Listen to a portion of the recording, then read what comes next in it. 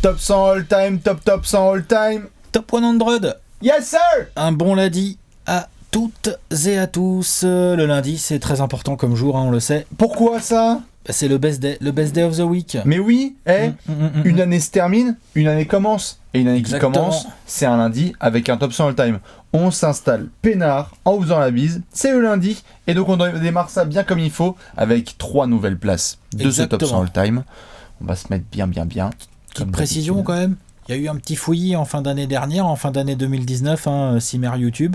Il y a eu un petit fouillis, donc, mais on va bien reprendre les lundis. Parce que du coup, on s'est retrouvé avec un top 100 un jeudi quand même. Ouais, c'est vrai, les gens étaient un peu.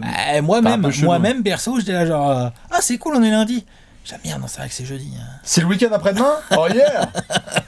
Voilà. Non, c'est vrai, c'était un quand petit même. souci. Voilà. Tu vois, genre, voilà, tout est rentré dans l'ordre. Tout à fait. On espère pour longtemps. Exactement. C'est donc le top 100 all time, vous le savez, sur la saison 2019-2020. Pour ceux qui nous regardent dans un monde interstellaire, eh bien nous avons décidé de faire le top 100 des joueurs NBA de tous les temps, des places 100 à 1. On se retrouvera en juin avec un débat qui risque de créer des nouvelles vidéos strikées si ça se trouve. Nous, dans tous les cas, des débats. Ah bah ouais. Un débat. Il y a des débats, ouais. Non, c'est un débat autour de plusieurs places, tu vois. Voilà, je veux rien spoiler, mais toi, il y a des mecs, tu les as mis un peu n'importe comment. D'accord. Quand on avance dans les places. Ok, blablabla. Dave de Bouchière. On va donc s'occuper des places 72, 71 et 70 aujourd'hui. Inutile de vous rappeler les critères pour ceux qui sont là avec nous depuis quelques temps. On le rappelle tout de même pour ceux qui débarqueraient au cas où, vu que, je sais pas, en effet, il y a des matchs à Paris avec des Bucks et des Hornets. On prend absolument tout en compte dans ce top 100 all time, le palmarès, les statistiques individuelles, les réussites collectives, pas forcément ce que tu as fait que en NBA, ce que tu as essayé aussi capable de faire avant, après. Un éventuel impact culturel si t'en as eu un. Est-ce que tu casses des barrières? Voilà. Est-ce que tu changes des règles? C'est un classement des greatest. Avec un G majuscule. Ce n'est pas un classement, forcément, ça revient aussi à ça quand même, mais ce n'est pas que juste potentiellement qui est le meilleur sur le terrain. C'est ça. D'ailleurs, on en a parlé récemment où on a débattu sur pas le dernier mais celui d'avant sur le côté genre comment on classe le mec qui a eu un putain de pic par rapport au mec qui a été bien régulier. Un pic intrinsèquement monte ta valeur mais ne t'assure pas forcément une place de ouf. Exactement. Dans le top 100 all-time des greatest. C'est ça. Et d'ailleurs, ça me permet de le rappeler évidemment qu'on garde la même formule. On commencera cette émission en répondant à vos questions. Vous avez été nombreux pendant les vacances à nous en poser plein, comme par exemple, est-ce qu'on peut remporter un titre avec Kawhi Leonard en tant que franchise player sur un terrain rouge avec des cloches, par exemple. Ensuite, on fera le reveal des places sur les tablettes, tout est prêt, et on terminera évidemment avec le petit débat, car à chaque émission, un débat. Alex, tu es prêt? Allez, vas-y. Moi, je sens que 2020 va être particulièrement chaud patate. Ah bah 2020, là... Oh putain. J'espère que tout le monde a bien compris que là, en 2020, là, on est qu'aux places 72, 71, 70. Mais donc là, tout le monde a bien compris qu'en 2020, on va gentiment arriver dans le top 50, dans le top 30, dans le top 20, dans le top 10, tout ça. Et que donc... Je transpire des pieds, là. Au rythme où on va, les plus matheux d'entre vous l'auront compris, vers juin... On va commencer, même vers mai, on va commencer à parler de choses très très sérieuses. On va parler plusieurs langues. Voilà, c'est ça. Et il va falloir sortir des feuilles longues comme ça pour mettre le palmarès des mecs qu'on va vouloir classer et tout. Et moi je vais prendre des avocats. Ouais. C'est clair. On va donc commencer avec les questions. N'hésitez pas à en balancer plein dans les commentaires. On va commencer avec monsieur Gabriel Markowski qui nous demande question all-time. Quelle est l'influence des rivalités sur vos classements? Exemple, Bird serait-il si haut sans Magic? Ouais, c'est clair que ça joue.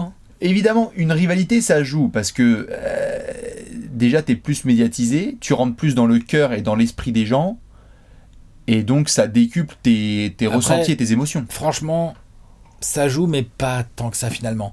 Parce que si t'es pas bon et que t'es pas un greatest, bah souvent, les rivalités que t'as avec l'autre mec du banc de l'équipe, tout le monde s'en fout en fait. C'est ça.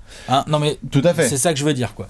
Après, les rivalités, c'est un truc de grand quand même. Tout à fait. Et je suis bien d'accord là-dessus, et je le souviens en disant que si vous regardez les plus grandes rivalités de l'histoire, et on a fait un top 10 all-time, si je dis pas de bêtises, si t'es un joueur phare dans une rivalité all-time, il y a moyen que tu sois bien classé. Voilà, exactement. Mais c'est souvent parce que t'es un joueur all-time que la rivalité devient all-time.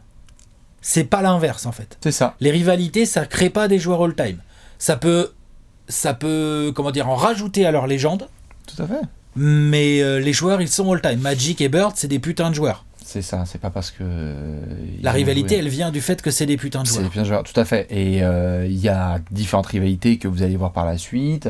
Je sais pas, un shooter dans l'Indiana, mais il a été en rivalité avec beaucoup de monde aussi, donc tu te dis, est-ce que ça joue forcément ? Ou exemple tout con, genre Lakers-Clippers, il y avait une rivalité, il pourrait y en avoir une en train de naître, potentiellement. Il y a une rivalité. Tu vois ? Potentiellement, pourrait y en avoir une en train de naître. Peut-être. Et que ça aidera à booster la place de certains. Grâce aux déclarations de Kyle Kuzma, par exemple. Ah bah oui, par exemple, ou de Pat Beverley. Ouais. Bien sûr, je suis bien d'accord. Non, mais il n'empêche que quand vous allez voir, bah oui, forcément que... Là où je comprends en tout cas la question de Gabriel, c'est... Parce que tu es Joe Dumars, par exemple, et que tu as été au cœur d'une rivalité avec... Est-ce que ça t'aide ? Ça aide. Parce que tu as cette étiquette de Jordan Stopper. Certainement un petit peu. Mais après on parlera de Joe Dumars quand ça sera le moment de parler de Joe Dumars. Oui. Mais c'est pas parce qu'il y avait une rivalité qu'il est devenu MVP des finales. Hein. C'est ça. Non. Putain, les rivalités. Hein, bien sûr. On est d'accord ou pas là-dessus ? Bien sûr. Voilà. Les rivalités et Elgin Baylor et remporter les titres. Et là aussi, ça peut jouer dans ton désintérêt. Voilà, c'est ça. Et malheureusement, quand tu perds tout le temps, la rivalité est un peu one-sided. C'est un peu compliqué. Donc, oui, ça joue. Ça influe. C'est vrai. Mais c'est assez minime finalement. C'est mineur, tout à fait. Je suis d'accord. Alexis R nous pose la question, vraie question, pourquoi Melo est au-dessus de Dwight ? Alex, on l'a mis combien ? Bon, déjà au-dessus, c'est vrai. Moi, Melo, je l'ai mis devant Dwight, toi aussi, plus largement toi que moi, je crois, parce que moi j'ai mis Dwight après toi. Non ? Ouais, j'ai... ça se vaut. Hein. Il a 8 places de plus. Je crois que je l'ai en 83. Alors, chez moi, 3-4, non ? Je te le dis tout de suite. Tu n'as pas mon tableau ? Enfin non, je l'ai pas, vas-y. Ah non, tu n'as pas mon tableau. Attends, je regarde mon tableau. Moi j'ai 75 Melo et 83 Dwight.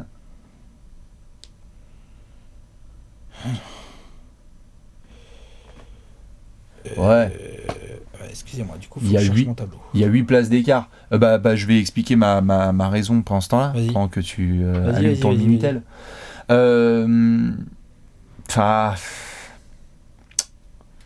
Quand même. C'est une bonne question. Hein. C'est une bonne question, c'est vrai, ça se joue à kiff-kiff. Et on a été très clair sur le fait que, notamment sur les places 100 à peut-être 40-50. Moi, j'ai 4 places d'écart. 73e Melo, 77e Dwight. Ok. Moi, ce que je disais là juste, c'est que quand on est dans les places 100 à 60 ou 50, on a dit, putain, quand il y a 4, 5, 6 places d'écart, c'est vraiment mouchoir. Enfin, je veux dire... Ça change toutes les 10 secondes, moi. Hein. Oui, voilà. Mais les gens qui ont mis Dwight devant Melo, je suis pas scandalisé, quoi, tu vois. Allez-y si vous voulez. Moi non plus, mais je dirais quand même, merde. Genre, autant je respecte à fond ce que fait Dwight, défenseur incroyable, un freak athlétique complètement dingue, rebondeur et tout, et mine de rien, moi l'un des arguments que j'ai essayé de mettre en avant quand on a parlé de lui, c'est le côté genre, mine de rien, sur ses épaules, il y a une franchise qui allait en finale NBA. Mm-hmm. C'est pas le cas de Melo. Mm-hmm. Mais le basketteur, quoi. Après, je veux dire, le basketteur, il y en a un, c'est un attaquant absolument incroyable. Ouais, c'est pour ça. Qui a 25, bientôt 26 000 points en carrière. Il y a 3 médailles olympiques. Je trouve, finalement... Ouais. Et tu vois, là, bizarrement, ça rentre aussi le personnage. Le personnage peut jouer. Parce que c'est pas non plus comme si Melo avait été Saint-Titouche, etc. Mais il y a quand même une vraie différence entre l'attitude de Dwight et l'attitude de Melo. Quoi. Ouais, mais moi c'est pas ça qui a joué. Moi, je dis pas, mais c'est un élément. Ça a joué, mais je veux dire, c'est pas ça qui fait vraiment la différence. Moi, ce qui fait vraiment la différence, c'est qu'au moment où je pense à ces deux joueurs, il y en a un dans ma tête, c'est waouh, voilà le basketteur, c'est Melo. Et il y en a un autre où je dois un peu réfléchir pour me dire ah putain quand même voilà ce qu'il a accompli Dwight. Ouais. Et donc du coup j'ai mis Melo devant, mais franchement c'est une vraie discussion. D'ailleurs comme je vous le dis, comme on vous le disait, 5, 6, 7 places d'écart dans un top 100, bon. Non c'est sûr. Je suis sûr qu'il y a des gens qui mettent Melo beaucoup plus haut que nous. Oui, bien sûr. Je suis sûr qu'il y a des gens qui mettent même pas Dwight Howard dans leur top 100. Tout à fait. Et quelque part, bon après ça on le sait c'est toujours un débat, mais Melo ou Dwight, tu me dis qui rentre en premier au Hall of Fame de stature et de carrière, je prends Melo. Pour moi, oui. Ça se joue à un cheveu, mais tu vois ce que je veux dire. Pour moi, c'est le même range. Voilà. Donc je l'ai mis devant Melo. Thierry Crack. Parce que je trouve que intrinsèquement, quand même, Melo, c'est quelque chose balle en main.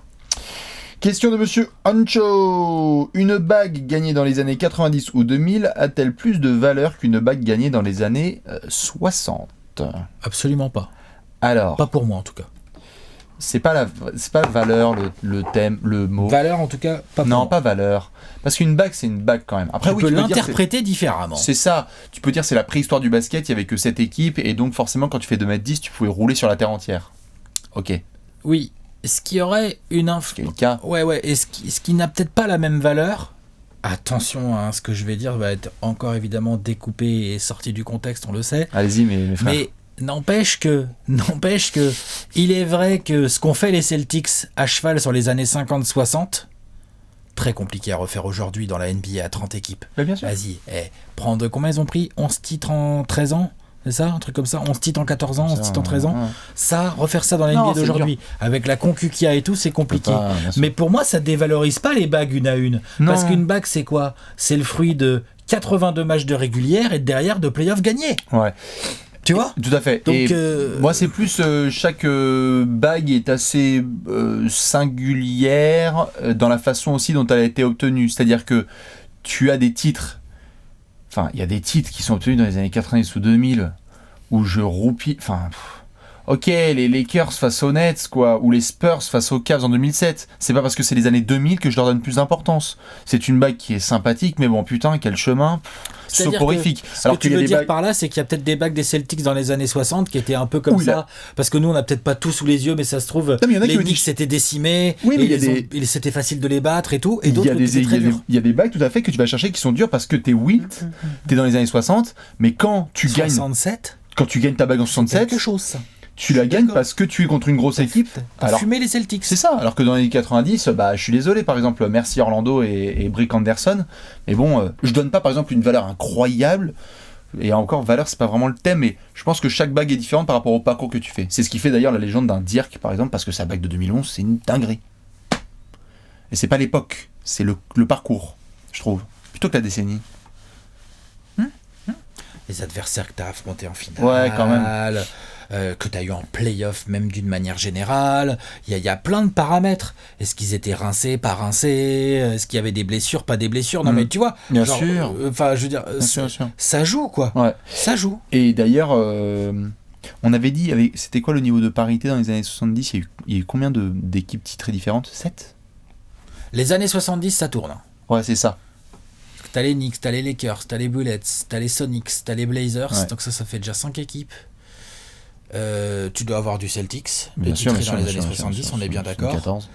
Et 76 aussi, je crois. 75, c'est les Warriors. Ça nous fait déjà 7 équipes de titrés. C'est ça, 7 équipes en 10 ans. Par rapport à des décennies où, dans les années 60, en effet, c'était un petit peu la dictature, quoi. On verra. D'ailleurs, 2020, ça va être hyper intéressant à voir. J'aimerais bien que ce soit un peu plus... Parce qu'en 2010, là, nous, on a eu quoi? Spurs. Ah, tu parles de la décennie, pardon? Ouais, par exemple. Ah, 2010, ça a bougé quand même.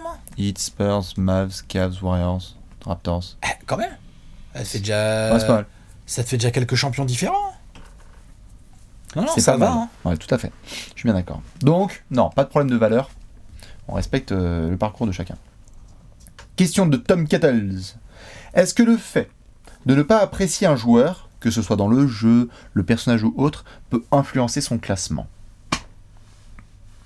Je crois qu'on nous avait posé une question similaire par rapport à l'appréciation qu'on a d'un joueur. Bah, disons que j'ai envie de te répondre forcément oui, parce que vu que tu classes, si tu n'apprécies pas le jeu d'un joueur et qu'en plus tu penses que c'est un connard l'homme, ouais, c'est clair, tu vas avoir du mal à le mettre en haut de ton classement. C'est clair que Alex, dès le début, il avait dit on est objectif, mais il y a un moment où tu peux pas non plus être trop objectif. Ce que je veux dire par là, c'est que apprécier le jeu, je sais pas trop ce que ça veut dire vraiment. C'est-à-dire qu'on est tous pareil, on a tous les joueurs qu'on préfère regarder et tout. Par contre, à un moment donné, quand tu te lances quand même dans le classement du top 100 des greatest, même si tu as tes avis, moi, il y a des joueurs que j'aime, c'est pas que je les aime pas, c'est que ils m'ont jamais fait tant vibrer que ça. Bah, ils sont très très hauts dans mon classement. Hein. Ouais. Et parce que je suis à un moment donné, j'étais devant les matchs et je suis bien obligé que le mec, de reconnaître que le mec, bah, ouais, il est pas mauvais, quoi. C'est ça. Tu vois c'est le débat qu'on a eu d'ailleurs sur le côté esthétisme. Hein. On était là, genre, Tim Duncan, Poirot, Tim Duncan. On était là, genre, putain, il y a plein de joueurs qui l'ont trouvé. Certes, des gens qui l'ont regardé et qui le respectaient pour sa production et son palmarès, c'est évident. Par contre, qui trouvent ça chiant. Mais qui trouvent ça chiant à mourir et qui donc vont le mettre 13e. Alors, c'est rarement autant fait chier qu'au début des années 2000 en NBA. Hein. Et si vous le mettez pas, on peut le dire, tout à fait. Si vous le mettez pas podium all time, c'est pas grave. Mais Pardon. Mais autre chose, il y a des joueurs qu'on a peu, voire pas, vu jouer du tout en direct, mais même des fois en replay ou quoi, t'as des joueurs qui sont dans le classement des greatest parce qu'on en a vu quelques bribes d'images, parce qu'on en a entendu parler, parce qu'on a lu sur eux, parce qu'on a vu des témoignages, des machins, donc du coup tu comprends, t'as les lignes de stats et tout, tu comprends que le mec doit être dans tes greatest, mais en gros tu peux pas juger vraiment son jeu vu que t'en as pas vu des masses quoi, c'est compliqué. Aujourd'hui, je peux te dire, et c'est pas que je suis légitime, c'est pas le bon mot, mais je veux dire, j'ai le droit d'avoir un avis sur j'aime ou j'aime pas regarder James Harden jouer au basket. Ouais, putain, sûr. je peux le regarder toutes les nuits si je veux. Ouais. Et je peux me taper tous les replays et je peux me taper tout Twitter et qui me sort toutes les actions disséquées. Donc ça, voilà. Dire la même chose de Sean Elliott, c'est compliqué. C'est sûr. Parce que moi je l'ai vu jouer un peu, mais il n'y avait pas tant d'images que ça. Après, si tu fouines des YouTube ou des conneries, tu vas en trouver, mais tu vas pas en avoir non limité, plus des masses. Et alors quand tu regardes, je te parle même pas de 70, 60, 50, ça c'est clair. Après, l'affect, il est évidemment là, parce que regarde, rien que sur le débat actuel, il y a des gens qui sont là, genre des gros fans de Steven Adams parce que le personnage est attachant, sympa, tatoué, un peu spectaculaire, etc. Ça joue, le bonhomme. Et évidemment, ça joue parce qu'il y a des mecs qui vont dire, genre, lui par rapport à d'autres intérieurs, genre, je prends Steven Adams devant Rudy Gobert. Il y a des gens qui vont dire, oui, pas de problème parce que je le préfère en tant que personnage. Bon, désolé, il faut essayer de se détacher un peu de ça. Et éviter de mettre Manu Ginobili top 30. Et puis qu'est-ce que tu préfères ? Tu préfères un pivot avec du footwork façon frère Gasol ou tu préfères un pivot à la Dikembe, je dis pas qu'il a pas de footwork, ou à la Rudy, et qui sont des mecs dissuasifs, des athlètes ceux qui défendent pas du tout, bien sûr. Tu vois, tu préfères un style de jeu à la Reggie Miller ou un style de jeu à la Clyde Drexler. C'est très subjectif. Franchement. C'est très subjectif, très subjectif. De toute façon, tout ce top 100 est subjectif. Oui, ça joue, mais ça joue dans tous les sens en fait. Ça peut jouer dans un sens comme dans l'autre. Des fois, c'est l'homme qui va te travailler. Toi, je t'adore, toi, je t'aime pas. Tu vas faire une mixture de tout ça et tu vas rentrer les mecs ou non dans ton greatest. Je suis bien d'accord. Dans ton top 100 des greatest, pardon. Question de Tim Sear.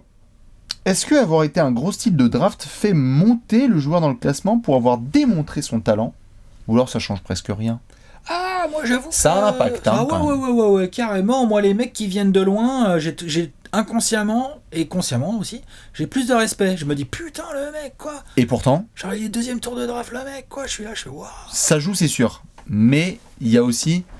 Putain, le mec, il est arrivé les premiers tours de draft, il avait une pression que aucun de ces mecs n'a eu et il a giga assumé. Non, les mecs qui assument de ouf. Ça, gros respect. Ça, c'est gros respect. Qui, dès le début, ont une pression monumentale et la tiennent toute leur carrière. Il y en a eu un paquet, mine de rien, en NBA, les numéros 1 de draft notamment, mais même d'autres joueurs. Et les mecs qui viennent de loin. Après, c'est vrai que ces mecs-là, quand ils réussissent, ont tendance, dans mon imaginaire, c'est vrai que j'ai tendance plus à les avantager par rapport à, je sais pas, un numéro 8 de draft qui fait une grande carrière. Parce que tout le monde l'a prévu, ouais, c'est sûr. Prévu, où on pouvait plus s'y attendre, on va dire. Disons que ça embellit la story, ouais. Ça permet d'avoir des espèces de Grecs qui jouent dans le Wisconsin qui peuvent essayer de se faire un bout de carrière. C'est pas mal. Voilà, c'est ça. Bien sûr, ou des vers de terre, ou des Argentins, etc. Non, il y en a quelques-uns. Il y en a, ouais. Il y a du style là-haut. Notre petit Frenchie Tony Parker, c'est un fin de premier tour. Tu l'as sous tes yeux, ton... Tony Parker ? Non, ton classement. Ouais. Pourquoi ? Juste vite fait, là. Attends, bouge pas, je l'ouvre. Vas-y, je t'écoute. Un mec qui est plutôt mal drafté. Moi, j'en ai un en 15. En 15 ? Mal drafté ? Enfin, mal drafté. Il est pas top 10. Ah, oui. Ah oui, parce que c'est pas la même chose. Non, c'est pas la même chose. Attends, d'abord, je commence par top 10. Dans mon top 10 des mal draftés... Non. No way. Non. Top 15. Oui. Top 15. Il y en a un qui est un peu mal drafté, quoi. Faut que je regarde alors. Faut que je vérifie un truc. Tu me donnes 2 secondes parce que tu vois là, tu me poses une colle sur un joueur en fait. Je sais pas combien il est drafté. Je pense qu'il est bien drafté, mais il faut quand même que je vérifie en fait. Top 30, j'en ai 2-3, ouais. Mais ce qui prouve aussi la valeur de la draft. Hein. Et souvent, quand t'es bien drafté, il y a moyen que tu fasses une grosse carrière. Ou du moins, t'augmentes tes chances de Hall of Fame probability, quoi. C'est où ça ? Je regarde dans le reflet dans le reflet de la télé. Pourquoi j'ai pas sa draft à lui là ? Ah oui, c'est parce que d'accord, ok, ouais, je peux pas trop parce en qu'il dire. a pas été drafté. Je peux pas trop en dire. C'est bizarre quand même. Moi j'en ai un. Ah ouais, non, combien, ok, d'accord. Combien de il est ? Non, ça marche pas. Moi, j'en ai un, ouais, il est pas top 8, quoi. Ouais, voilà, c'est ça. Mais ça, franchement. Ouais, non, ça va. Moi aussi, j'en ai, quoi, des Ok. comme ça. Hein. Ok. Non, mais en tout Moi, cas, je après, j'ai. Dans mon top 100, j'ai quelques mecs qui viennent du deuxième tour de draft. Hein. Ouais. Deuxième tour. Hein. Ouais.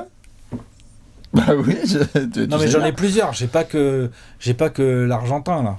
Tu vois. Parce que Bastien, voilà, on va revenir. Soyez patients, ça, c'est pas pour tout de suite. Oh là là. Ah, les playoffs. Je vais faire une vérif sur un autre gars, là. Ouais. Il me semble Il est bien combien, que c'est un deuxième lui tour. Il me semble bien que là, j'ai un garçon qui est deuxième tour et qui a quand même une bien belle carrière. Ouais. J'ai un deuxième tour, là. Voilà. Donc, je vais pas en dire plus, mais j'ai un deuxième tour. J'aurai l'occasion d'en parler. Walou. Ok, moi j'ai un très très bien placé, un 16e choix de draft. À moi, ouais. Je sais pas. J'ai pas tous mes choix. Là, c'est l'info, je l'ai pas direct, donc après, des fois, je suis pas toujours très bon là-dessus. Ok. Je sais que j'ai hors top 10, j'ai un mec qui est dans le top 20. Ouais. Peut-être deux même, qui sont hors top 10. Ouais. Voilà. Ta. Vous pouvez vous faire vos assumptions. Question rapide, juste de Flying Spinach qui nous demande hello, question, combien de joueurs de votre top 100 pensez-vous que leur plat favori est la tartiflette? Tu l'as ton... Combien de joueurs De notre top 100 ont pour plat favori la tartiflette? Quelques-uns quand même déjà. Ouais, là il y en a. Ouais. Chaque tartiflette, Wilt aussi, je crois que c'est. Il y a un meneur tricolore, il est peut-être fan de tartiflette. Ouais, peut-être, ouais. Non? Ouais, peut-être.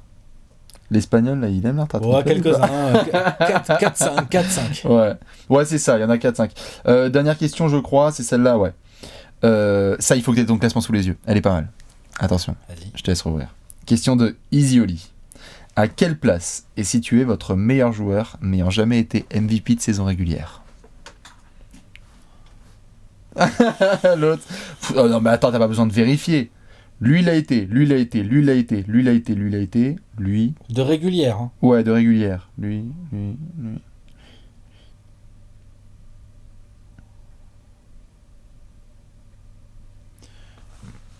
Moi, 17. Ouais, c'est par là. Hein? Mais ouais, ça doit être 17. 17-18. Ouais. C'est dans le top 20. Il y en a un, on est d'accord. Il y en a un ou deux dans le top 20 qui n'ont jamais été MVP de saison régulière. Ouais. C'est chaud. Ouais, c'est chaud, hein, parce que c'est un truc important que je regarde direct, moi. C'est clair.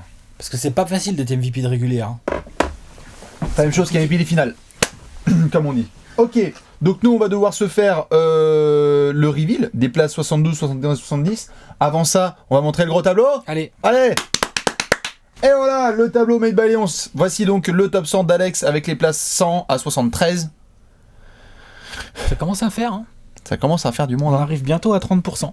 C'est ça, et là c'est celui de Bibi avec les places 100 à 73. On va pouvoir s'occuper de reveal les 3 prochaines places. Alex, je te tends évidemment ce magnifique Graal qui s'appelle donc une tablette. Vous pouvez aussi la prendre de votre côté. Place 72, vous connaissez le classique. On note. Moi je suis sur un pivot. Moi aussi. Oh! Non, mais c'est pas le même. Comment ça? C'est pas le même. Je sais que c'est pas le même. D'où tu sais que c'est pas le même? Je le sais. Ah non, c'est pas le même. Ouais, parce que moi je mets Bob Lanier que tu as déjà mis. Ah Si d'accord, je dis dans pas ce de sens-là. bêtises, donc je sais que tu vas pas le mettre. Ah bah oui, à moins que tu mettes 2 fois le même joueur, tout ça. Ça serait un peu bizarre. Voilà. Bob Lanier pour moi, Nate Thurmond pour Bastien. Vas-y Bob. Bah Bob Lanier, t'en as bien parlé là tout récemment. Je le mets dans un range très équivalent au tien, hein, clairement. Je crois qu'il était à l'épisode d'avant, toi, ou peut-être 2 épisodes avant. Tout de suite. Vas-y. Pivot, gros costaud, belle patte gauche, un peu de mid-range, gros boulimique du rebond. 74. Tu vois, voilà, 2 places d'écart. Voilà. On a 7 saisons d'affilée, là je me suis amusé à regarder, on a quand même 7 saisons d'affilée en double-double avec au moins 20 double-double points rebond, avec au moins 20 points par match. C'est bien, c'est sérieux. Qu'est-ce que j'ai d'autre dans mes notes ? Au début des années 70, hein, voilà, on parle d'un garçon, il est en 25-15, hein, quand il joue 80 matchs, il est en 25-15, 25-15, 25-15, 25-15. Pourquoi je peux pas le mettre plus haut ? Dans l'armoire à trophées, il n'y a pas grand-chose, hein, on en avait parlé. Des blessures. Hein ? Blessures. Pas grand-chose dans l'armoire à trophées. Du coup, tu te dis, bon, est-ce que c'était vraiment un franchise player, Bob Lanier ? C'est un joueur all-time. C'est un joueur qui a beaucoup dominé. C'est un joueur qui a joué à une époque, donc principalement les années 70, où mine de rien, comme on l'a dit tout à l'heure, il y avait beaucoup de turnover entre les équipes dominantes et tout. Il y avait du monde dans les raquettes déjà, fallait se les fader, les gars des années 70. Et il a jamais eu, la bonne fenêtre pour aller chercher une bague. Il n'a pas été MVP, tu vois, de régulière ou ce genre de choses. Donc, énorme joueur, gros costaud, gros physique, mais voilà, là je peux plus, j'arrive à un moment où petit à petit, les critères ils se resserrent. Hein. Il y a de moins en moins de jokers. Hein. Tu commences à avoir rien gagné. Alors si t'as rien, quand je dis rien, on s'entend, mais pas gagné grand chose et que il a été All-Star combien de fois lui ? Il a été All-Star 8 fois. Tu sais que ça commence à... Avec pas beaucoup. Hein. Entre guillemets. Attends, on va encore en avoir. Hein, on arrive dans la dizaine. Mais là, plus ça va aller, plus tu vas avoir des mecs qui ont été 10 fois All-Star. Ou s'ils n'ont pas été 10 fois All-Star, ils ont je sais pas combien de bagues, et puis ils ont peut-être été MVP des finales, ou alors ils ont été MVP de régulière, ou alors ceci, cela, tu vois. Lui, Bob Lanier, son pic ne s'est pas trop matérialisé, finalement. Donc voilà, ça passe pas le cut des 70 pour moi, je l'ai mis 72e. Vous pouvez aller voir en effet la vidéo précédente, il y a un profil complet sur monsieur Bob Lanier, dont notamment j'avais un poil parlé, beaucoup de blessures, dur au mal, beaucoup de coachs aussi différents des trois, pas facile. Pas de peau. Pas de peau, c'est comme ça. Eh bien écoute, moi je t'ai mis monsieur Nate Thurmond. Et d'ailleurs, j'en profite pour dire, pour ceux qui n'ont pas été voir sur le site de Trash Talk, il y a un article écrit par Alexandre Martin sur monsieur Nate Thurmond. Pas de pacotille, chaîne en or qui brille. Ouais, c'est ça, chemise ouverte, quadruple double, chaîne en or qui brille. Ouais, c'est ça, c'est sur son quadruple double. C'est ça. Monsieur Nate Thurmond. Le premier quadruple. Freak. Oui. Complet. On est sur 2 mètres is pour 111 kilos, mais bon, c'est quasi 100% de muscles. Un freak absolument incroyable. On l'a mis dans les joueurs les plus athlétiques all-time. Quand il est debout. On l'a mis parmi les joueurs les plus athlétiques all-time, c'était une espèce de monstre, respecté pendant toute sa carrière, notamment pour ses prouesses défensives, c'est-à-dire que Kareem Abdul-Jabbar l'a dit de lui-même. C'est le joueur le plus dur. Il l'a dit, le joueur le plus dur contre lequel j'ai joué, difficile de scorer. Kareem Abdul-Jabbar. Si tu es le mec qui a mis le plus de points dans l'histoire de la NBA et que tu dis que c'est lui qui te rend la taf la plus difficile... C'est contre lui que c'est galère de scorer. Bon, je pense qu'on peut le mentionner, mais ce n'était pas juste un défenseur. Alors, pour ceux qui ne connaissent pas la carte de monsieur Nate Thurmond, on est arrivé gentiment en NBA, 3e choix de draft, je crois, de sa QV. Et... dans les années 60. Dans les années 60, je sais plus l'année. Tout à fait. Né à Akron, hein. Comme quoi il n'y avait pas que... Né à Akron, ouais. Tout à fait, né à Akron. Je vous laisserai faire les théories du complot. Tu sais qu'il y en a eu ? De quoi ? Papa Brown, tout ça. Ah ouais. Ah, je savais même pas, il y en a eu. Tu me l'apprends. Parce que je crois qu'il est du côté de Cleveland à la fin des années. Au début, non, alors il y a eu ça, mais non, mais c'est côté début des années 80, il traîne du côté de Cleveland et... Bref, sans déconner. Je te jure, non, mais bref, par rapport au fric, je savais même pas, tu vois. Ouais. Marrant ça. Après ça, on le sait, c'est les joies. Je savais pas, vous l'apprenez avec moi. 14 saisons en NBA, notamment on démarre avec les Warriors. Trop compliqué la vie, parce que quand il débarque aux Warriors, il y a qui au poste de pivot ? Il y a Wilt Chamberlain, donc il joue ailier fort. Donc il joue ailier fort. On est à San Francisco aux Warriors. Voilà, le stretch évidemment de Don Nelson n'est pas encore né, parce qu'on a Wilt Chamberlain. Ah ça c'est le cauchemar de Don Nelson. Ah putain, horrible, ouais. Le rêve de Thibodeau. Donc il a joué pivot 2 saisons, je crois, 2-3 saisons. Ouais, c'est ça, avant que ailier fort, pardon, excusez-moi. Ailier fort, puisqu'après, monsieur Wilt Chamberlain va aller à Philadelphie, et donc plein pot pour monsieur Nate Thurmond qui va être pivot titulaire, et alors là, ça démarre, direct. C'est-à-dire que on est dans des clubs violents, des saisons à 20 points, 20 rebonds de moyenne. Un des 5 joueurs à avoir pris au moins 40 rebonds sur un match. Ouais, et il y a un club aussi, tu l'as peut-être. C'est 15 rebonds de moyenne. Ouais. C'est un club petit, ça. Bob Petite. Le club des mecs qui ont 15 rebonds de moyenne par match en carrière. Donc Bill Russell, Wilt Chamberlain, Bob Petite et un copain dont moi je vais peut-être parler après, Jerry Lucas. Il a 15 rebonds en moyenne en carrière, lui ? Ouais, Jerry Lucas, ouais. fait partie du crew. Ouais. C'est le genre. En fait, le groupe où ils ne sont que 4, c'est 40 rebonds sur un seul match. En fait, il en a pris 42 de rebonds, Turner. C'est bien. Il y a un quadruple double aussi, donc. Hein. Et alors, ce qui se passe, c'est que donc oui, il est du côté de Golden State. Il a été 7 fois All-Star pendant sa carrière. Et il va à Chicago. Il est un peu vieux quand il arrive à Chicago. Hein. Et en fait, c'est son premier match. Avec son nouveau club. 22 points, 14 rebonds, 13 passes, 12 contre. Salut. C'est moi. C'est le premier quadruple double de l'histoire. Alors évidemment, pour les fans de théorie du complot, on le sait, c'est aussi parce que c'est à partir de 74 que je commence à compter les contres. Oui. Donc oui, en effet, il y a eu des légendes sur le fait que Wilt avait fait des 40. Ouais, ou que Bill Russell aurait je sais pas combien de triple-double avec les contres et tout. Oui, exactement. Mais il n'empêche que monsieur a aussi un record 18 rebonds dans un seul quart-temps. Enfin bref, tout ce qui ressemble à de l'aspirateur Dyson. De toute façon, c'était Nate Chairman of the Board. Hein. Non, Nate the Great. Ah ouais, Chairman of the Board. Comme ils sont deux en fait, ils sont deux présidents. Putain, ils sont deux à avoir le même président. Ils sont deux présidents du rebond. Pas cool de la part de ceux qui ont pris à Moses. Ou alors c'était lui le premier, après ils l'ont donné à Moses. Nate, c'est avant Moses. Ouais, c'est ça. Attends, bouge pas, je vérifie avant de. Le surnom officiel c'est Nate the Great, mais après il y a peut-être eu ça. Bah de toute façon avec 42. Je fais une petite vérif vite fait. Avec 18 rebonds dans un quart-temps. Il me semble bien. Hein. Il me semble bien que notre ami Nate Thurmond, lui aussi, comme il avait, il a petit côté aspirateur aussi, comme on vient de le dire, forcément. Il me semble qu'il a Nate the Great et qu'il a un surnom en lien avec les rebonds. Peut-être que je m'enflamme sur le chat. Non. Chairman of the Board. Basketball référence. Après, voilà. Ils mettent la totale, mais souvent ils te mettent la liste. Mais franchement, ça serait pas du vol. Non, bien sûr.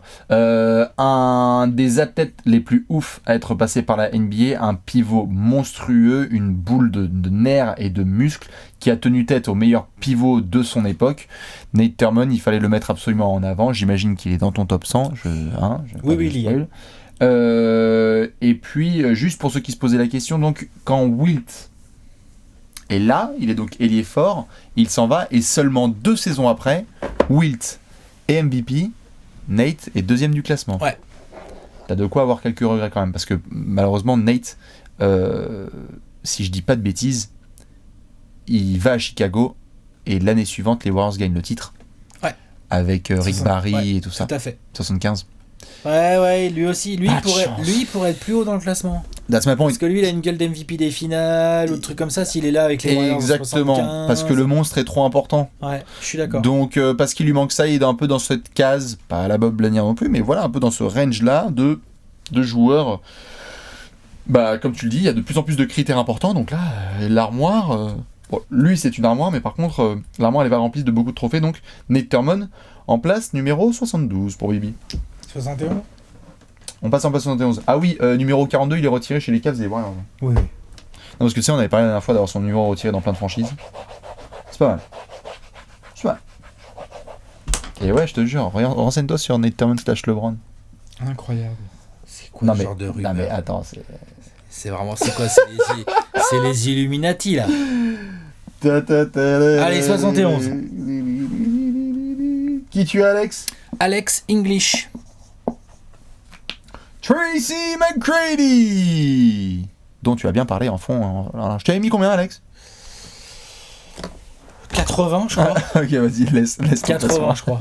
Vers les 80 par là. Allez. 80, 90, quoi. Occupe-toi de ton homonyme. Je l'ai mis dans mon top 100. Homonyme ? Homophone ? Ouais, même prénom. Voilà. Alex English. Surnommé The Blade. Donc moi personne m'a jamais surnommé The Blade. Hein, par contre, hein. The Blade. The Blade, B-L-E-D. C'est vrai, ça aussi. La lame. En tout cas, c'était pas quand je jouais au basket. Mm-hmm. Vas-y, Blade. 2m01, ailier incroyable. Mm-hmm. Franchement, lui pour le coup, tu peux choper de l'image, même si c'est les années 80, à toute fin 70 et 80, quoi. On a parlé de Carmelo Anthony lors du dernier top 100, si je dis pas de bêtises. Un épisode tout à fait. On a là, ici, quand tu fais le 5 majeur des Nuggets, tu peux te poser la question au poste 3. Est-ce que c'est un no-brainer Carmelo Anthony ou est-ce qu'il vaut mieux mettre Alex English ? Alex English. Donc ça te donne un peu le niveau du garçon. C'est-à-dire que offensivement, on a une espèce d'arme offensive que pendant les années 80, personne n'a trop réussi à bien défendre Alex English. C'était juste impossible. C'est-à-dire qu'en début de carrière, il démarre, je crois que c'est Milwaukee qui le draft, lui. Si, parce que j'ai checké. Mais en tout cas, je sais qu'après, il passe à Indiana, ça c'est sûr. Et qu'il y a ce trade en cours de saison, c'est George McGuinness, que Denver envoie à Indiana et tu récupères Alex English. Ok. Derrière Alex English, il te fait 9 saisons à Denver, dont 8 où il est All-Star, dont une où il est meilleur scoreur de la ligue, et il fait partie de ce fameux trio avec Danny Sol et notre ami, c'est Kiki Van de Wege. C'est ça le trio de scoreurs ou c'est David Thompson? Je sais même plus, tiens. Ok, ouais. Il est dedans. Alex English, il fait partie du meilleur trio de scoreurs. Ouais, c'est Kiki. C'est Kiki, à plus de 20 points par match. Ouais, c'est le match à 186-184 là avec les Pistons. Non mais la saison entière, tu sais, le trio à 60 plus prolifique, points, là, un truc de fou là. C'est lui le meilleur scoreur de ce trio. C'est lui. Yes, sir. C'est lui le meilleur. C'est lui que personne n'arrive à empêcher de prendre ses petits shoots à mid-range de malade là.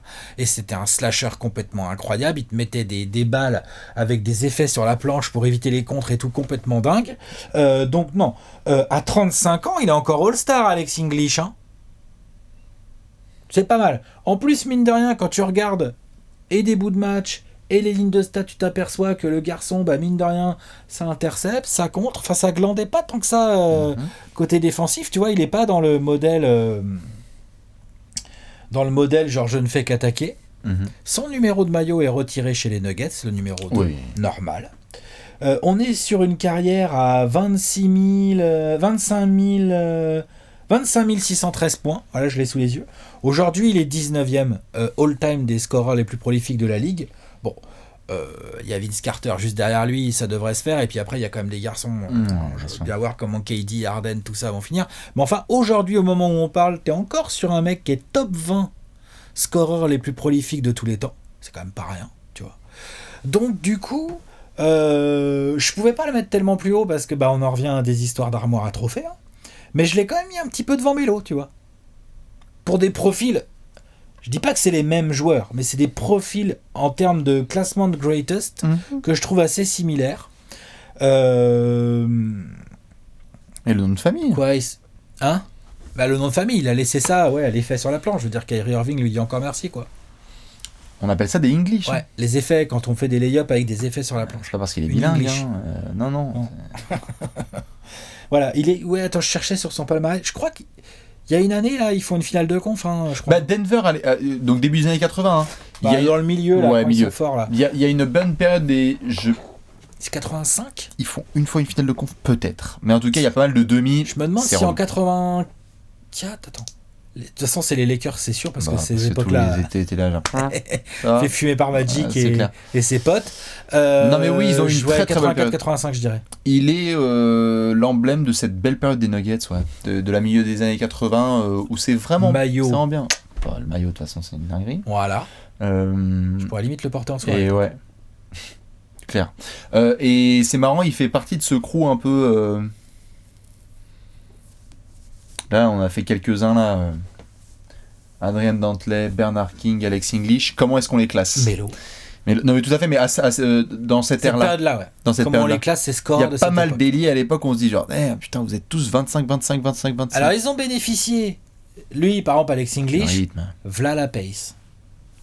Je veux dire, ceux qui se plaignent aujourd'hui sachez que c'était pareil, et la défense, c'était pas mieux. Si tant est qu'elle soit pas bonne aujourd'hui, tout ça, c'est un autre débat. Mais ce que je veux dire par là, c'est que ça jouait très très vite, et que dans un jeu comme ça, à haut tempo, un joueur comme Alex English, mais foutez-le moi dans la ligue aujourd'hui avec les 3 points là. Je sais pas, salut Kevin Durant. Il y avait un peu plus petit. Ouais, mais il y a... C'est différent. Non, mais tout à fait, mais il y a du... C'est du Paul George. Oui, voilà, c'est cette nouvelle génération à la Polo, ces ailiers un peu... Voilà, c'est... Long, sait faire beaucoup de choses, très bel athlète. TJ Warren sous en fait. Beau. Beau, hein. Ouais. Jouer. Hein. Ouais, tu peux pas comparer Alex English et TJ Warren. J'ai dit sous en fait. Mais arrête, c'est pas bien ce que tu fais. Non, c'est pas bien. Non, mais tu vois, c'est pas bien. C'est DeMar DeRozan sous en fait. Si. Quoi ? C'est pas bien ce que je dis ? Midrange et tout, non ? Sous en fait, j'ai dit. Hein. Ouais. Pourquoi Non pas Bon. Pourquoi pas, oui, tout à fait. Parce que TJ Warren, bon, enfin, merde, quoi. En tout cas, oui, il se mentionne clairement. Et si vous n'avez pas Alex le Blade dans votre top 100, j'avoue, Ouais. magnifique petit hommage. Non, Alex English. Eh bien, moi j'ai mis T-Mac en 71 et tu l'avais mis, c'est ça, il y a quelques places, 80, un truc comme ça. Ouais, tu veux, je regarde, vas-y, parle de T-Mac. Ouais, comme ça, juste, tu nous as fait quand même un profil Assez détaillé. assez détaillé. Puisque c'était notamment l'occasion de revenir sur cette place de Hall of Famer de T-Mac, on le sait, qui est très cher à Alex. Non, je vais faire assez court. Oui, je l'assume totalement. 80e, ouais. 80e. Oui, je l'assume totalement. Je pense que T-Mac est un de ces joueurs, et il y en a, dans ce classement all-time, où je suis influencé par ce que j'ai vu en direct. Ah. Et par l'affect que tu as par rapport à la beauté d'un joueur. Je peux pas le nier. T-Mac, je l'ai vu quand je commençais à découvrir vraiment la NBA, son apex, quoi, début des années 2000, enfin les années 90, début des années 2000, et quand t'es un ado et que tu vois ça, t'es sur le cul, quoi. Parce que moi, ça a été moi, j'ai un souvenir de le voir taper son All-Star Game, là, son dunk avec la planche, le lendemain, sur la tête de ma mère. Moi, j'étais avec des potes sur un playground et on essayait de faire des lay-ups en balançant la balle contre la planche. C'était un truc de ouf pour nous de voir ça. Je me disais, putain, mais c'est un artiste. Derrière, il m'a mis tellement cher les 13 points en 35 secondes face aux Spurs. C'est un truc qui est partagé dans le monde entier. Donc, il y a des moments liés à T-Mac, le Thomas sur Sean Bradley. Il y a des espèces d'injections comme ça, de moments de T-Mac qui, moi, m'ont grave marqué. Non, mais l'adolescence, ça NBA marque Live, bien, ça. ouais, ça marque pas mal. Et j'avoue que T-Mac Prime, moi je suis en train de découvrir le bordel et je fais genre, what, le maillot, Orlando numéro 1, etc. Je sais que c'est blasphème pour certains avec Penny et tout, mais j'étais là genre, putain, l'aisance, trop bien. Et je voyais le mec mettre à mal des Kobe, des LeBron qui arrivaient en NBA. J'étais là genre, putain, il est ouf ce gars. Donc je crois que c'est ça qui le fait bumper de quelques places, notamment dans son duel avec Melo. Il y a des gens qui mettent clairement Melo Melo devant T-Mac, oui, c'est voilà. sûr. Il y a des gens qui mettent clairement Melo devant T-Mac et je comprends. Et moi, je l'ai mis parce que l'esthétique de Alex T-Mac. English, tu l'as pas passé. Non, c'est bon, il est après. Okay. Non, il est après. Mais ouais, j'avoue que c'est pour ça que je l'ai mis un peu plus haut. C'est vraiment. Ok. Et alors là, pareil. Hein, en avance sur son temps. T-Mac aujourd'hui.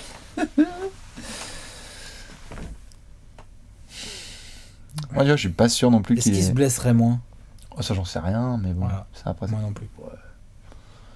Par contre, putain, genre si on en fait une caisse sur Paul George et Giannis, j'aurais bien aimé voir T-Mac là. Espèce de six. Je comprends. Yanis, Yanis, c'est encore un autre délire. Tu vois, il est moins fort en 6 foot et qui fait tout et tout. Bon, j'avoue, T-Mac, voilà. 7 fois All-Star, 7 fois l'NBA, 2 fois meilleur scoreur, pointe à 62 points. Bagage complet, la saison 2002 qui est complètement indécente, hein, c'est all-time. 2002-2003, ouais. C'est ça. D'un contest, parfois souvent oublié. Il l'a gagné? Non, mais face à Vince, tu sais, enfin, c'est le sidekick de Vince, quoi. Genre, bon, bah allez, c'est mort. En 2000. Ça. Monsieur Tracy McGrady. On va passer en place 70. Il est où mon effaceur? Il est là. Moi, je suis à l'intérieur. Moi aussi. Je peux te dire que... Bah, t'en as parlé tout à l'heure, tiens. Du monsieur.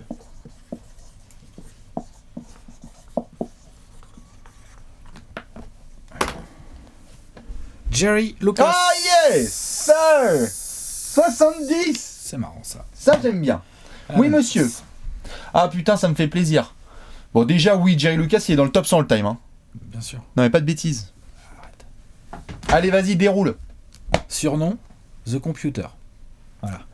Donc déjà ça j'aime beaucoup. Moi rien que pour ça, je dois dire que franchement, on va pas se mentir. Hein. Jerry Lucas, pas grand monde qui regarde YouTube aujourd'hui a vu Jerry Lucas jouer. Hein, tu vois, le mec a fini sa carrière au début des années 70 chez les Knicks. D'ailleurs il est encore pas trop mauvais, hein, il est encore correct. Et il est titré en 73. C'est un élément important des Knicks. Un élément important des Knicks de 73, tout à fait. Et le computer pas pour n'importe quelle raison. Hein. Bah 20-20. 20-20 ou, alors, oui. ou 21-21 ou 20-20. Oui, non, mais tout à fait. Juste avant de partir sur son palmarès, il était un peu à part comme personnage parce que c'était un mec. Tu veux expliquer le surnom? Ouais, mais vas-y, non. Non, vas-y. Fais plutôt le palmarès. Non, je t'en prie, vas-y, je recule. Ailier fort, a joué pivot, mais là, faut dire que c'était quand même une autre ligue où les mecs de 2 mètres jouaient pivot quand même plus régulièrement à partir du moment où ils étaient forts au rebond. Donc, je crois que fort au rebond, on peut le dire. Ah oui, on l'a dit. Jerry Lucas. Là, j'en parlais, il fait partie de ce club, des 15 ronds de moyenne en carrière. Voilà. Il a plusieurs saisons, j'en ai dénombré au moins 2, en 20-20. 20 points, 20 rebonds de moyenne. Ça pique, quand même. Même si c'est dans les années 60, ça pique. C'est le compagnon de route d'un certain Oscar Robertson à Cincinnati, dans les années 60, mine de rien. Le garde du corps. Hein ? Voilà. Bon, ça va, Oscar, je pense qu'il avait de quoi se défendre. Mais Jerry Lucas était considéré à l'époque, pour pas mal de mecs, comme un des Superman des États-Unis. Bah, disons que pas si grand que ça, je l'ai dit, 2m03, 100 kills, enfin, entre guillemets, sur le papier, un joueur aux attributs physiques assez classiques pour de la NBA, tu vois.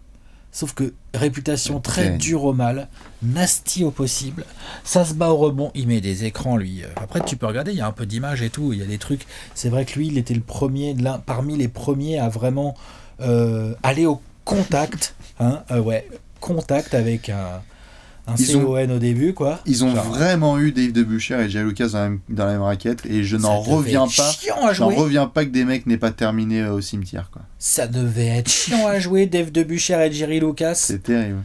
Qu'est-ce que tu t'es fait ? Tu t'es fait tabasser ? Fait non, j'ai joué les Knicks. Je suis en 2D.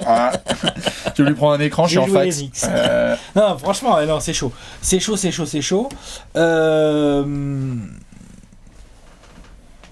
Qu'est-ce que j'ai dans son palmarès ? Il est rookie de l'année, l'année où il arrive en NBA. Il a donc sa bague en 73, il est bien évidemment Hall of Famer. Il a été 7 fois All-Star, il est champion olympique en 1960 à Rome. Je crois que c'est Rome. Bref, on s'en fout. Mine de rien, donc il arrive en 63 en NBA. Tout de suite dès sa première saison, donc 64, il est rookie de l'année. La saison d'après, non seulement il est All-Star, il est MVP du All-Star Game, pépère. Donc c'est bien. Tu vois tout de suite, bam, bam, bam, bam, bam, quoi. Il enchaîne. Sa carrière, donc avec Cincinnati, là, les Royals de Cincinnati à côté d'Oscar, donc il enfile les saisons de port à 17-17, 18-18, dont 2 saisons à plus de 20 points et plus de 20 rebonds de moyenne. Pas tant que ça, en fait, qu'on fait ça. Faut taper dans les Wilt et tout, en fait, pour voir des mecs qui font ça. C'est ça le délire, en fait. Ou Ned Thurmond, dont tu as parlé tout à l'heure. Donc du coup, pas facile à classer, parce que finalement, pas vraiment un franchise player. Non, c'est un des meilleurs, par contre, soldats de l'histoire de la NBA. Un soldat absolument incroyable, même plus qu'un soldat, un lieutenant, parce que ça score. Oui, quand je dis soldat, c'est dans le sens sur le champ de bataille, pas par rapport à son rôle. Voilà, c'est ça. C'est vraiment, tu vas à la mine avec Jerry Lucas, tu vas serein. Tu vas à la mine avec Jerry Lucas comme avec Dave DeBusschere, sauf que Jerry Lucas, lui, en attaque, il était assez talentueux. Et c'est ça, il y a un petit... Il y a un vrai bout de shoot, du toucher, savait très bien réutiliser les rebonds qu'il touchait. Pas que Dave DeBusschere savait pas, mais moins fort. Bien sûr. Après, pour le côté computer, moi j'invite ceux qui peuvent à regarder évidemment le documentaire 30 for 30, qui a été réservé, ma foi, aux Knicks de la belle époque, quand le Garden était Eden. Tout à fait. Et où ça explique notamment le personnage qui est Jerry Lucas, qui est un peu hors piste, quoi. C'est un nerd. C'est un peu un nerd. C'est un nerd dur au mal. Il est bizarre comme garçon. Ouais, il y a même un peu de... Nerd, c'est pas le bon mot en fait. Non, mais il y a un peu de... Enfin, vraiment, ce qui était écrit un peu sur lui, c'est que c'est pas non plus avéré, mais il y avait un côté un peu autisme, quoi. Enfin, il y avait quelque chose de lui qui le séparait vraiment du lot, où il était difficile à comprendre, et il avait des montagnes russes émotionnelles. Mais donc le côté The Computer notamment, c'est parce que le mec s'amusait à apprendre tous les numéros de l'annuaire. Ouais, non, c'est un grand malade. Pour ça, tout à l'heure, il avait créé un langage. Je voulais la raconter, mais je crois que tu voulais partir là-dessus. Non, bien sûr. C'est un grand malade. Il a créé un langage qu'il peut que avoir avec ses enfants. Enfin, genre. Ouais. Et chelou. Un gars langage chelou, que personne ne peut comprendre. Un gars chelou, dur au mal, qui devait le rendre extrêmement compliqué à affronter. Et à coacher aussi. À coacher, à tout. C'est ça. Mais il fait partie des meilleurs joueurs de tous les temps. Ouais. Je l'aime bien là, 70e. Je suis d'accord. Pour changer de dizaine dans notre top 100. On est bien d'accord. Eh bien, je te propose là-dessus de montrer le grand tableau. Allez. Merci Léonce. Alors Alex, qui t'a mis aujourd'hui dans tes 3 places ? 72e Bob Lanier. 71 Alex English. 70 Jerry Lucas. Magnifique. Et maintenant, je vous montre le mien. 72e place, j'ai mis donc Monsieur Nate Thurmond. 71e place, Tracy McGrady. Et 70, Jerry The Computer Lucas. Bien. Bien. Nous sommes d'accord. Dites-nous déjà, vous, qui vous avez mis à ces places, ceux qui ont fait le top 100, hein, parce qu'on sait que vous êtes nombreux à vous lancer dans l'aventure. On va devoir enchaîner, ma foi, avec un petit débat, un petit focus. Un petit focus. Un petit quelque chose Qu'est-ce qu'on a aujourd'hui ? Eh bien, aujourd'hui, je vous propose la chose suivante. Nous avons déjà débattu de nombreux sujets, et certains nous donnaient parfois des bonnes suggestions, mais me vient cette réflexion en regardant un petit peu le haut de mon top 100 time, et je me dis, mais quand même, comment est-ce que tu peux être très très bien classé quand tu n'as pas forcément d'incroyables qualités athlétiques ? Et donc, en même temps, ceux qui ont des grandes qualités athlétiques ont-ils plus de chances d'être mieux classés dans un top 100 all-time ? Alors, à ta deuxième question, oui. C'est-à-dire que déjà, génétiquement, t'es déjà ta question pénalisé. De dire, est-ce que les gros athlètes ou les mecs qui ont souvent un combo, c'est-à-dire gros attributs physiques plus grosse qualité athlétique, est-ce qu'ils ont plus de chances de finir haut dans un top 100 des greatest ? Bah ouais. Faites un top 10 all-time, vous allez voir qu'il y a souvent du freak, quoi. Ouais. Et je veux dire, regarde, nous on a passé plusieurs saisons là à faire des top 10 sur cette chaîne. Quand on fait le top 10 des attaquants, des défenseurs, on fait des top 10 hyper variés. Oui. Bah, très souvent, à part quand tu fais le top 10 du trash talking, tu vois, par exemple. Ou des coachs. Ou voilà. Non mais tu vois, voilà. Ou des shooters à la limite. Mais sinon, très souvent, bah, les meilleurs quand même, ça reste des mecs qui, à la base, ont non seulement tiré le gros lot à la loterie génétique, et en plus, derrière, ils ont réussi à bosser ou à mettre les choses en place pour avoir des qualités athlétiques que tu travailles avec le temps. Donc clairement, enfin, je veux dire... C'est parce que, tu vois, l'exemple moi, qui me vient le plus en tête, évidemment, quand on va se rapprocher du mois de mai et de juin, il y aura des joueurs du côté de Boston et de San Antonio dont les qualités athlétiques n'ont pas été exceptionnelles. Hein. Pareil, à Utah aussi, il y a eu 2-3 types qui étaient assez bons, qui n'étaient pas forcément des incroyables athlètes. Quoique, athlète, ça veut pas dire forcément... C'est pour ça que je dis bien qualité athlétique et attributs physiques. C'est ça. Parce que les deux ne vont pas forcément de pair. Tu peux être, par exemple, je te prends un exemple tout de suite, je sais pas, Marc Gasol, je pense, c'est un bel athlète, mais c'est pas un athlète incroyable, Marc Gasol, mais par contre, il a des attributs physiques de départ qui, bah désolé, c'est quand même pratique sur un terrain de basket de faire 2m15. Tout à fait. Et de peser 120 kg. C'est en ce sens que, en ce moment... C'est ça que je veux dire. Tout à fait. C'est en ce sens qu'en ce moment, s'il y a bien un moment où on doit parler de ce thème-là, c'est parce que on est en train de voir, nous, sous nos yeux, un garçon comme Luka Doncic qui rentre clairement dans cette discussion.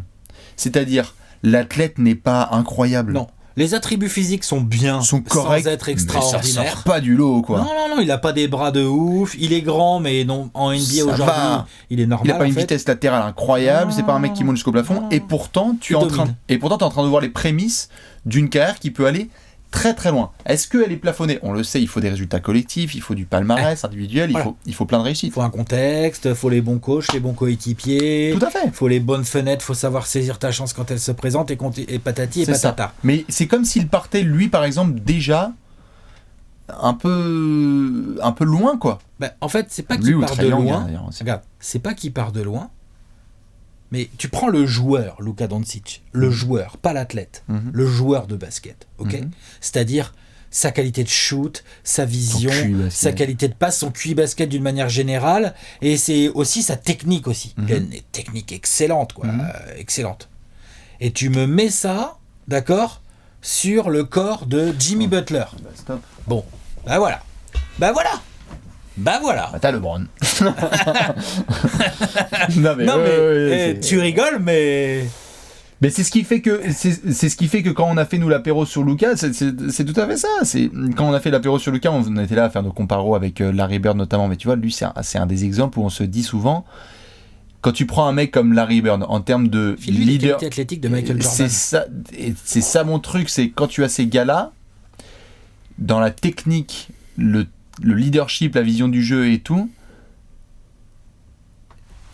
est-ce qu'ils ont excellé là-dedans parce que il avait notamment pas cet avantage physique ? Parce que tu vois, c'est comme si on prenait pour acquis là quand tu poses la question. Donnons-leur les qualités athlétiques mais est-ce que s'ils avaient eu ces qualités athlétiques là, ils auraient La technique, bosser autant ça sur la... s'acquiert. Oui, mais ça Le s'acquiert... leadership, est-ce que ça s'acquiert vraiment? Non, je C'est pense une pas. question. Tout à fait, mais... C'est de la génétique. Enfin, Est-ce que tu aurais bossé c'est de autant... la génétique, mais... Est-ce que tu aurais bossé autant sur ta technique Peut-être pas. si tu te rends compte qu'en fait, quand tu Hashtag sautes, Shaquille O'Neal. tu restes 13 ans... Shaquille O'Neal, Will Chamberlain. Je dis pas que c'est pas des bons techniciens, ils sont souvent T-Mac. sous-estimés. T-Mac, il a quand même une bonne technique. Hein. Ah, pardon, dans ce sens-là, oui, non, pardon, moi, c'était work ethic. Ah, work ethic, ouais, ok. Ouais. Ah, oui, alors c'est encore autre chose. Pour moi, le work ethic, c'est du mental. C'est dans la tête. Et pour moi, la work ethic, ça s'apprend, ça se travaille. Mais t'as des mecs, tu peux les prendre et les faire bosser, t'en feras jamais des bêtes de boulot. T'as des mecs, tu les prends et tu commences à les faire bosser, à leur donner le goût. Ils ont faim. Comme ils l'ont en eux, hashtag Kobe Bryant. Eh bah ouais. Ça part en couille. Ça part en sucette direct parce que le mec fait trop bien quoi. Karl Malone, tu vois. Je sais pas, il y a des anecdotes sur Karl Malone. Le mec, il allait à la salle après les matchs. Enfin, tu vois, à la salle après les matchs. Quoi, tu vois, genre, qu'est-ce que tu fais? Je vais soulever des haltères. Enfin bref, tu vois, voilà. Donc ça, c'est un délire. Mais donc, pour en revenir aux attributs physiques et aux qualités athlétiques, les attributs physiques, c'est quelque chose que la génétique te donne. Des bras hyper longs, des mains hyper longues, le fait de faire 2m15 ou de faire 1m83, bah, franchement, c'est pas la même carrière en NBA, clairement. Franchement, c'est pas la même chose. Mais c'est important de le souligner parce que ça, d'entrée, tu ne pars pas avec le même avantage. Tu pars pas avec les mêmes trucs. Les qualités athlétiques peuvent un peu plus se travailler, mais il y a quand même beaucoup de génétique. Un peu, ça se travaille un peu, tu vois, la vitesse, la détente. Je te dis pas que tu vas faire des miracles, mais ça se bosse. Si tu fais 1m83, tu fais 1m83. Oui, bien sûr. C'est ça que je veux dire. En fait. Mais si tu fais 1m83 et que tu montes au plafond dès que t'as 14 ans, tu vas pas apprendre à monter au plafond. Je veux dire, Trae Young, par exemple, ne va pas commencer à devenir un Uber athlète, tu vois. Non, je suis d'accord. Par contre, il peut un peu bosser sa détente, il peut prendre un peu de muscle, il peut devenir un peu plus costaud. Tout à fait. Tu vois, ça, c'est possible. Des petites choses qui permettent d'améliorer dans le jeu. Ça va pas le révolutionner, mais il peut améliorer. Alors que par contre, il restera petit à l'échelle de la NBA. Tout à fait. C'est en ça juste que quand là on regarde en arrière et surtout quand on regarde en avant par rapport aux prochaines années NBA, c'est ce qui explique aussi tout ce fantasme qu'il y a eu autour des freaks athlétiques, quoi. C'est-à-dire qu'il y a des mecs qui ont vu... C'est les meilleurs... Je veux dire, dans l'histoire NBA, on est en train de faire un top 100 des greatest. Il y a combien de freaks là-dedans? Mais laisse tomber, il y a des freaks dans tous les coins. Quand tu regardais Anthony Bennett, tu te disais, terre. Pourquoi pas? Pourquoi pas? Non. Alors en fait non, mais pourquoi pas? Parce que tu te disais putain, si c'est un 4 aussi mobile, qui peut shooter de loin, rapide, etc. Tonemaker. Et putain. Tonemaker, mec, on le voit arriver, on fait dis donc, qui est ignorante, il a qu'à bien se tenir. Non mais tu vois ce que je veux dire? Non mais clairement là, on est en train de faire un top 100 des greatest. On a déjà passé 100 mecs, 30 mecs, pardon. Tiens, là. Moi, on a vu Bruno Caboclo passer, on a vu beaucoup de mecs comme ça qui essaient de passer aussi parce qu'ils 100 mecs, ok. Ouais. Penny Hardaway. Ça va les qualités athlétiques. Attends, tu veux qu'on fasse le... Ouais, okay. C'est correct. Hein. Anthony Davis. Je crois qu'Anthony Davis, il est un peu sérieux aussi. Moi, j'ai Giannis et Ben Wallace, ça va. Walt Bellamy, Artis Gilmore. Attends. Non mais je les descends juste, je cherche un mec qui ne soit pas genre un freak. D'accord? Gail Goodrich. Ouais. Et encore qu'il est bien rapide et tout, mais c'est pas un freak. Dave Debuchère, on peut dire que c'est pas un freak. Pas un freak. Non, mais c'est un bel athlète, mais enfin, il fait 1m80, il fait 2 mètres, quoi. 1m98, 2 mètres, tu vois, genre. Guy Goodrich, allez, ok. Lenny Wilkens, allez, c'est les petits rapides, quoi. Dave Bing. Les petits rapides. Ah, Dave Bing, c'est un putain d'athlète. Hein. Dave Bing, mais qu'est-ce que tu dis? Dave Bing, il montait au dunk et tout. Non. Non. Mais ce que je veux dire par là, c'est que c'est pas... Enfin... Ah bah, c'est un putain d'athlète. Hein. Oui, non, mais après, faut définir... C'est pas un freak. C'est pas un freak, allez, ok, mais c'est des... Je cherche dans mes 30 gars, là... Parce que tu me disais freak, là. Oui. Je cherche dans mes 30 gars des mecs qui seraient non seulement pas des freaks, mais tu vois, même pas des si bons athlètes que ça, en fait. Ah bah, Pete Maravich. C'est pas un freak, c'est pas un athlète de ouf. Par contre, sur sa technique, il a défoncé la Mullin, moi j'ai aussi. Chris Mullin, ça va. Franchement, ça va. Je crois qu'on peut le dire quand même. Non, ça va. Voilà. Mais donc, tu vois bien, je veux dire, On se rend même pas compte, mais Klay Thompson, quoi. Klay Thompson, voilà. Non, c'est une dinguerie. C'est un bel athlète. Non, mais Grant Hill, ça a été complètement Bill fou. Cunningham Chris laisse Webber, tomber. Enfin, je veux dire, c'est ça. Chris Bosh. Artis Gilmore. Mitch Richmond, Bernard King, enfin, Dwight Howard. Si Dwight, voilà. Tu es avantagé à partir du moment où tu as ces qualités-là, et donc c'est ce qui explique aussi dans l'histoire de la NBA, c'est parfois ses succès et ses fails. C'est-à-dire que tu vois des mecs et tu te dis, damn, pourquoi est-ce qu'il a été pris? Parce qu'il représentait ce potentiel-là à développer, parce que si tu trouves le déclic, tu as Giannis. Si tu switches le bon bouton et que t'es trouvé sur la perle rare, tu fais genre soit possible wow. à trouver. Oui, bien sûr. Mais tu dis non, parce qu'il y a des mecs qui ont eu Giannis, 2 ans après, il y avait Bruno Caboclo. Enfin, tu vois ce que je veux dire par là, c'est qu'il y a des tests qui sont faits aussi partout. Et quand tu vois en ce moment des mecs qui font 2m10 assez fluides et où tu dis KD Giannis, t'as vu le dribble qu'il a et tout, t'as vu comment il shoot? et en fait, t'as pas KD Giannis, t'as une punchline que j'ai pas là et ça me vénère parce que ça passerait grave bien là. Putain, y a qui comme grand comme ça qui fait nimp? Thonmaker Caboclo, hein. C'est vrai que Thonmaker, Thonmaker, c'est dans le lot. Bizarre quand même. Hein. C'est un peu ça, non? Ouais, complètement. Mais il y a eu aussi, je sais pas combien de fois on a vu des jeunes à la draft qui se font drafter parce que grand, costaud, pivot et faisait à peu près ses stats en NCAA. Hashim Thabit, Sam Bowie, Mobamba. Oh, t'es vache, c'est pas fini encore pour lui. Mais tu vois ce que je veux dire? Oui. Non, complètement. Et c'est ce qui... Ça pousse à l'erreur. Tout à fait. Mais c'est du coup, tu vois, en ayant cette discussion, c'est assez intéressant parce que c'est comme si du coup, je trouvais que ça...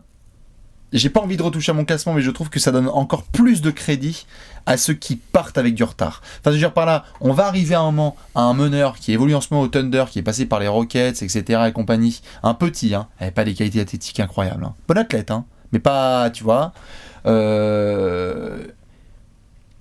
du coup, c'est comme si ça augmentait mon niveau de respect pour, parce que je me dis, putain, tu t'es vraiment démerdé pour essayer de t'en sortir avec une technique et une vision qui est suprême. Moi, ça augmente mon niveau de respect. On est bien d'accord. Déjà, les mecs petits, excusez-moi, la NBA, même les grands, hein. Tu survis sous le 1m90, bien sûr, et tu fais des grandes carrières, bah putain. Mais même si t'es ailier, hein, Larry. Non, ah ouais, mais Larry Bird, c'est encore autre chose, ça. Non, bien sûr, mais je veux dire par là, il y en a des gars. C'est vraiment un cas à part, je trouve. Oui. Larry Bird, non mais vraiment à part, tu vois. Genre, le mec est... Enfin, moi je vais pas dire à quelle place on l'a mis, tu vois, mais je veux dire, c'est un cas très à part. Ouais. Larry Bird. Mais il y en a beaucoup d'autres, entre guillemets, je veux dire, je sais pas, genre, imagine Allen Iverson, il aurait fait 2 mètres. Juste le même joueur, tu mets 2 mètres. Ouais, mais non, ça je peux pas te suivre. Je sais pas si c'est possible, non. Mais tu vois ce que je veux dire ou pas? Non. Il est quand même désavantagé au départ. Oui, mais c'est ce qu'il fait. Il est petit. Oui, mais c'est ce qui fait ce qu'il est. C'est ce qui fait sa légende. Mais... Non, mais c'est ce qui fait aussi sa détermination et son type de jeu, etc. Peut-être. Pourquoi il viendrait du même endroit, hein, il ferait juste 2 mètres. Il viendrait de la même enfance difficile, peut-être avec la même rage de vaincre. Bah, tu vois, non mais je te dis pas que ça suffit. Je te dis que tout n'est pas fait par les qualités athlétiques. C'est-à-dire qu'après, il y a ton mental, il y a ce que tu es, il y a ton environnement, il y a si t'es un fils de joueur ou si t'es pas un fils de joueur, ou, bien sûr. Ou si, tu vois ce que je veux dire, tes fréquentations, tout joue en fait, tout. Je suis bien d'accord. Et c'est d'ailleurs un des compliments qui est souvent donné dans le cercle NBA des anciens joueurs. Souvent, le meilleur compliment qu'on donne, c'est justement sur ce côté taille. C'est-à-dire, pour eux, l'excellence, c'est est-ce que si on t'avait retiré ça, t'aurais été toujours aussi bon? Bah, si Giannis, tu lui enlèves le fait qu'il soit né sur Pluton et que son père c'est Thor, c'est peut-être pas le même joueur quand même, hein. C'est pas, non, c'est pas le même joueur en termes de domination, mais est-ce que c'est la même éthique de travail et capacité à dominer? C'est ça un peu ce qui est expliqué notamment par les anciens joueurs de NBA, c'est le Shaq. Beau compliment que Kenny Smith ait pu filer notamment au Shaq, c'est gros, t'aurais fait 1m85, je pense que c'est pas une question de d'écraser le reste, mais t'aurais obtenu autant de respect parce que t'aurais trouvé un moyen de dominer à ton poste, quoi. Possible. Si t'avais été meneur, si t'avais été... Mais après, c'est comme ça. C'est aussi ça qui fait la beauté du sport de haut niveau, parce que là, on parle que de basket, mais c'est un raisonnement qui peut être valable dans pas mal d'autres sports, hein.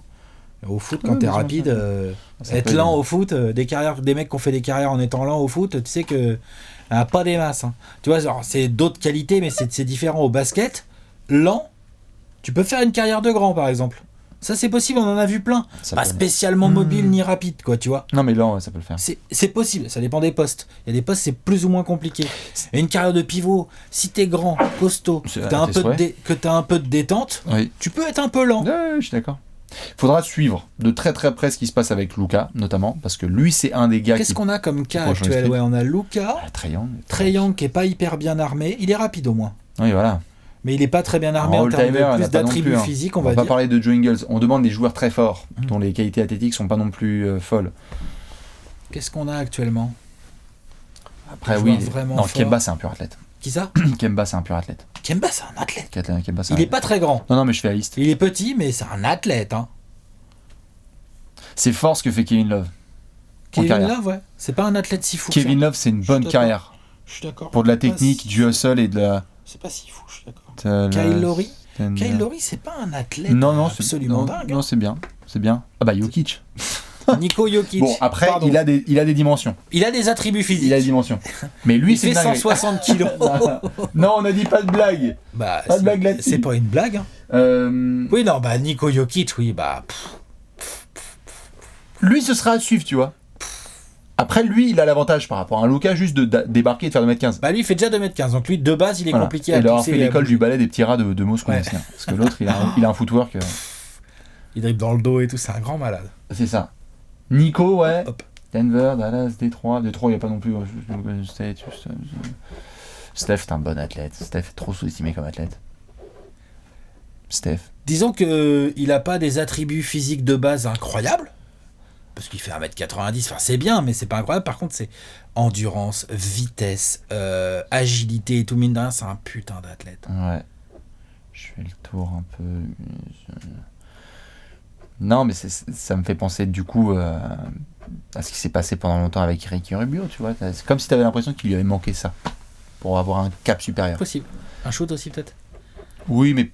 Quand même. Oui, bien sûr, mais tu vois, il a un tel niveau de vista et de contrôle que tu te dis, putain, si lui, il avait eu un peu plus de... Parce que Rubio, il fait partie de quelle section des athlètes en NBA aujourd'hui?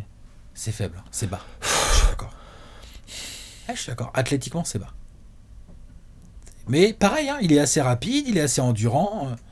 Il n'est pas non plus... Enfin, tu vois, il a quand même de belles qualités athlétiques quand même, hein, Ricky Rubio. Moi, je te dis, il manque surtout un shoot. Ouais, non, c'est sûr. Franchement... Voilà en tout cas pour ce petit débat sur les athlètes par rapport aux non-athlètes et à suivre. Donc, déjà sur la suite. Conclusion, oui. Ah oui. Ça aide de ouf. Ouais.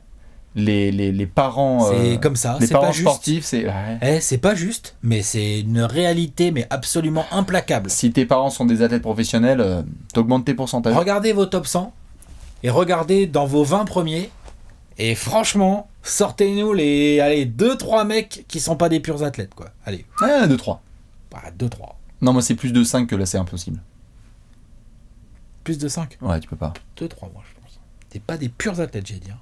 T'es des belles bêtes. Hein. 2-3. À vous de nous le dire. Dans tous les cas, nous on se retrouve évidemment lundi prochain pour de nouvelles places. Ce sera du 69, 68 et 67. On vous fait plein de bisous.